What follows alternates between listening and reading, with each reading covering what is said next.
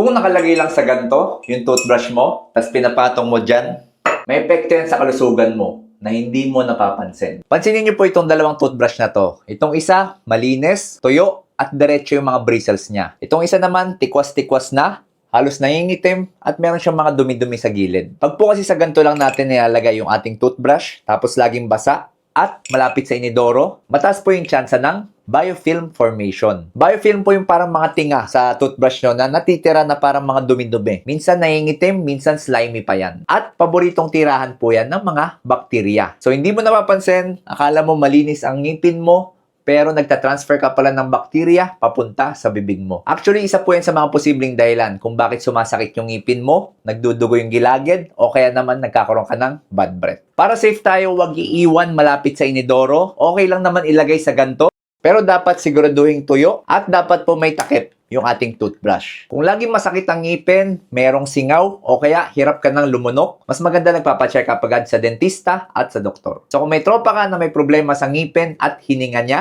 share mo tong video na to.